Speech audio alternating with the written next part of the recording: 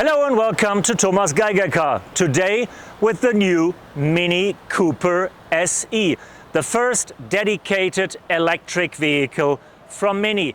The car has been around in the news for quite a long time, but now it's finally hitting the roads. Still camouflaged and a prototype, but pretty close to the start of production.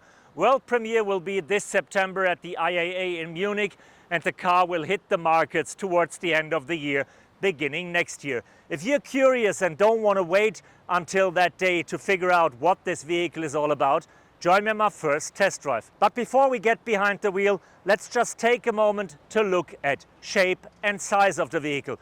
Both is typically Mini. Iconic design, iconic proportions, just refined for a little bit. We still have these puppy eyes, we still have the wide stance and the aggressive proportions. And we still stick underneath 4 meters. The car is roughly 3.90 meters in length and is available as a 3-door hatchback, as a 5-door hatchback and as a convertible. And even if it's the first electric Mini, it will be available for the petrol world as well.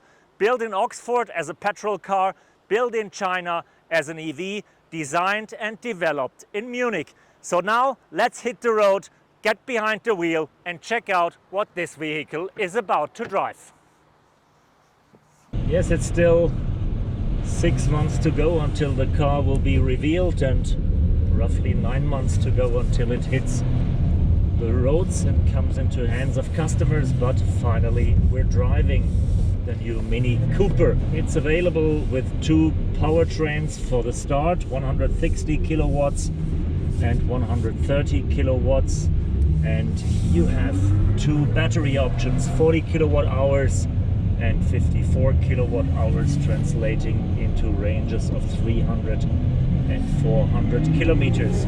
But talking about Mini is not talking about figures, it's talking about feelings. This car is supposed to be the go-kart of the city. While BMW claims to be the ultimate driving machine, this is the toy for the urban hipsters, and the Mini engineers have done quite a bit of work to implement that in the vehicle. They have programmed different experiences. That's what drive profiles are called nowadays, because they don't only affect the way the pedal reacts, the steering, suspension and the electronic stability system. No, they're influencing all the character, ambient lighting, sound and all that stuff. Now we're in the core mode and we're switching towards the most prominent mode, the go-kart mode. I can't show you, but I can at least describe what is happening when we get there. Still looking for it. There are so many modes: balanced, timeless, green, core, and here we have the go-kart.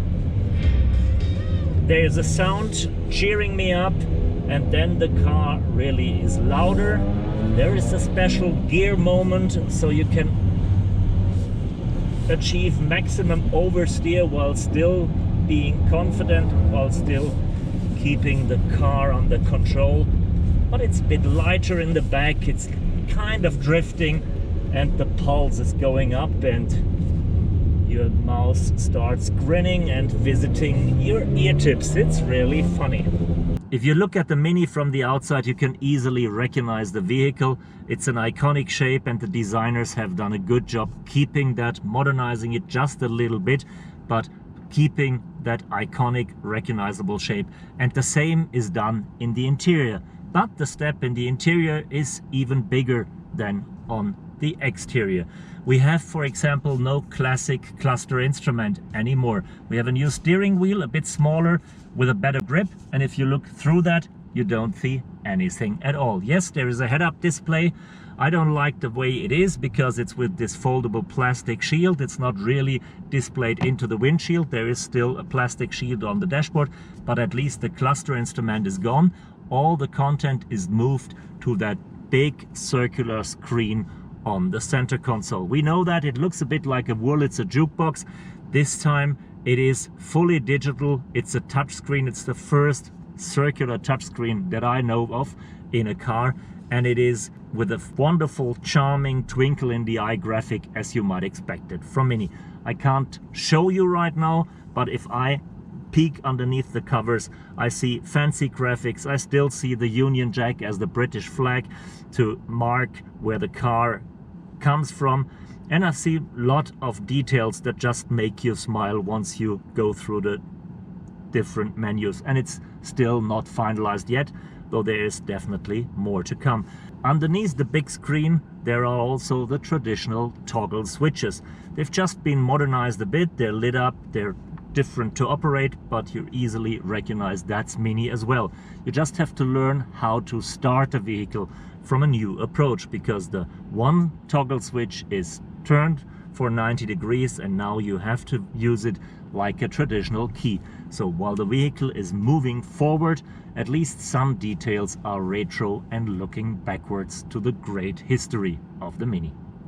Yes, it's true, we are allowed to drive the prototype on our own, but to experience the full capabilities of the go-kart mode, or the go-kart experience to be precise, I choose to swap to the passenger seat and take a real experienced driver. Patrick Häusler, the chief engineer for the vehicle dynamics of the new Mini, is showing us how the car really can go sideways and how you can enhance your experience. Every corner the vehicle starts to drift, the back becomes really light and turns towards the outside, but Patrick doesn't have to work too much on the steering wheel to keep the car straight, to catch it and to continue on a very safe mode.